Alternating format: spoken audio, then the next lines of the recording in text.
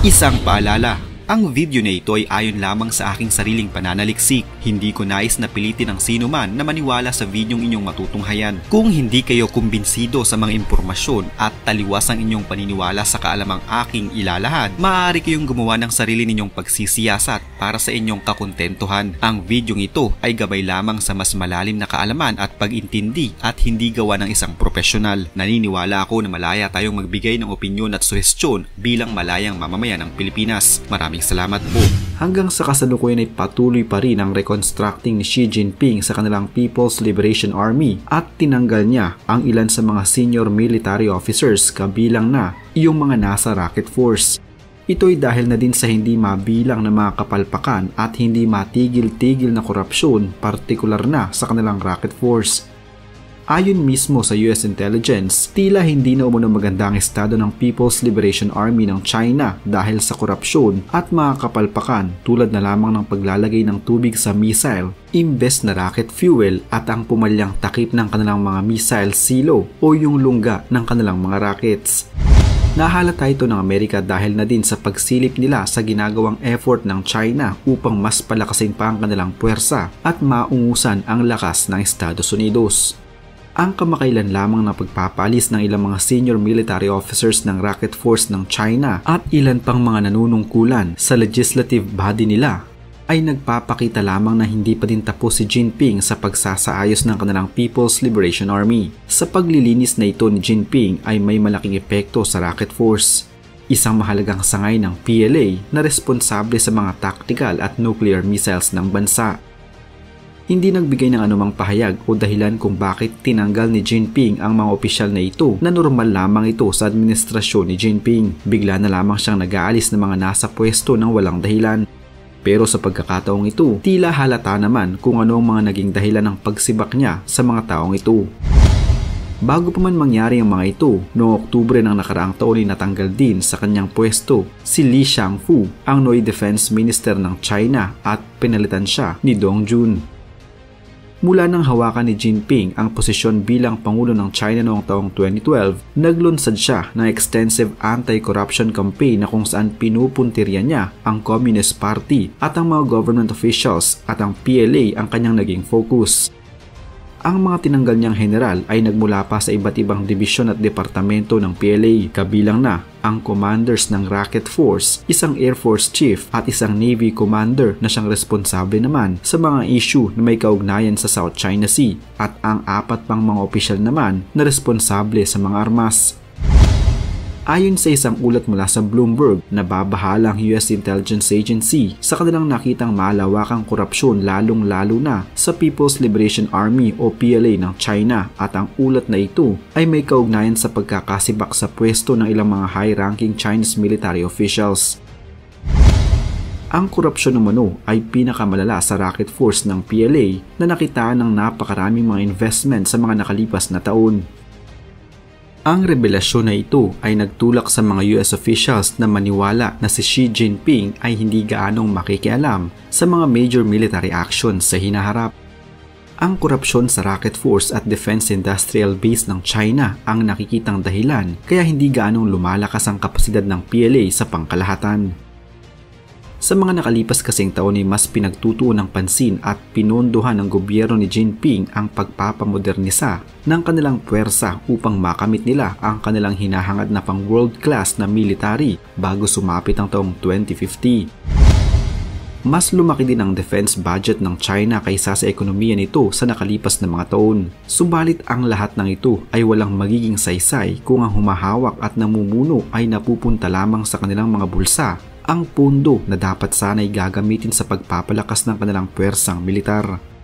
Sa kabila ng mga kapalpakan at anomalyang nagaganap na ito, nananatiling matatag si Xi Jinping at matapang sa kanyang posisyon. Ang pagsibak niya sa ilang mga military officials ay nagpapatunay lamang na seryoso siya sa kanyang nais at yun ay ang tapusin na ang malawakang korupsyon sa PLA at gawin pang world-class ang kanilang militar.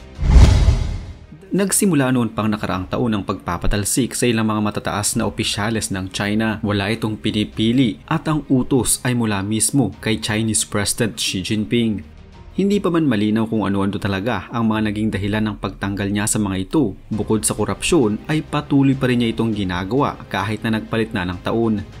Ngayon ay nagiging malinaw na kung gaano na kadami ang kanyang natanggal na mga opisyales. Tila seryoso si Xi Jinping na linisin ang korupsyon ng kanyang gobyerno dahil noong taong 2023 umabot sa 110,000 mga opisyal ang kanyang tinanggal sa hindi malinaw na kadahilanan. Mula ito sa iba't ibang departamento ng kanyang pamahalaan. Ganoon kadami ang mga nakita niyang tiwali at walang silbi sa kanyang gobyerno na inalis niya sa pwesto sa loob lamang ng 1 taon. Ang pinakatinitingnan pa ring dahilan ng pagkakaalis sa mga ito ay korupsyon. Tinawag pa ni Xi Jinping ang mga ito na mga langaw at langgam na sila umnong sumisira at kumakain sa pondo na dapat sana ay para sa taong bayan. Nasa 41,000 sa mga tinawag na langaw na ito ni Xi Jinping ay pinarusahan dahil lamang sa maliliit na pagkakamali. Pero hindi pa din sila pinalampas ni Xi Jinping. Ang nasa 40,000 naman ay sangkot sa maliliit din na korupsyon gaya na lamang ng pagtanggap ng suhol, regalo at pera o pagdalo sa mga grandiosong pagtitipon. Pero bukod sa mga small time na mga opisyal na ito, madami din na mga big time na opisyal ang inalis ni Jinping sa kanilang mga pwesto. Nasa 45 mga senior officials ang inalis sa kanilang posisyon noong nakaraang taon at muli ay binansagan na naman sila ni Jinping na mga tigre dahil sila umano ang mga big players sa kanilang pamahalaan. Mula nang manungkulan si Jinping bilang Pangulo ng China, marami sa mga tigre na ito ang naligaw at inalis sa posisyon. Ang ilan ay nawala umano habang iba naman ay nasa kulungan. Ayon sa mga eksperto, record-breaking umano ang nangyari sa pagpapaalis sa mga opisyal sa kanilang mga pwesto noong nakaraang taon sa China. Pero sa bagong listahan ng mga corrupt officials, wala kahit isang pangalan mula sa PLA o People's Liberation Army ng China. Tila lihim at may kakaiba sa kanilang ginagawang paglilinis sa PLA. Kung matatandaan, noong nakaraang taon ay natanggal din sa pwesto si Li Shangfu, ang Defense Minister ng China. Tulad din ng iba, isang araw ay bigla na lamang itong nawala at 1 linggo lamang ang makalipas ay iniulat ng China na wala na ito sa kanyang posisyon at kasalukuyang iniimbestigahan.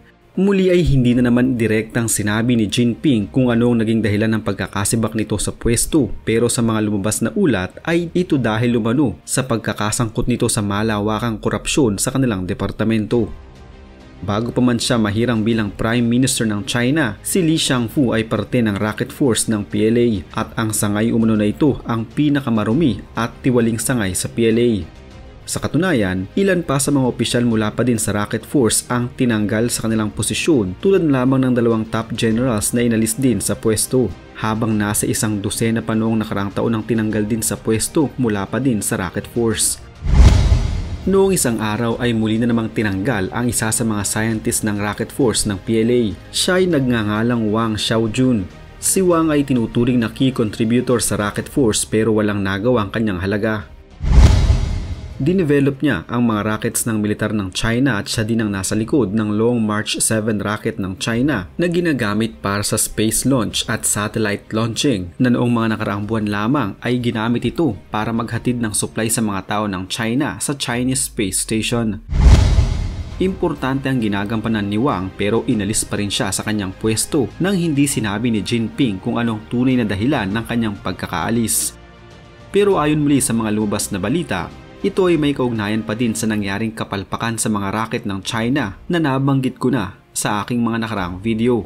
Ito ay ang imbes na rocket fuel ang ikinarga ng mga tao ng rocket force sa kanilang missile ay tubig ang kanilang naikarga. Ang pintuan kung saan mismo lumalabas ang kanilang mga missiles ay depektibo din at hindi bumubukas. Ang lahat ng ito ay sinisisi ngayon kay Wang.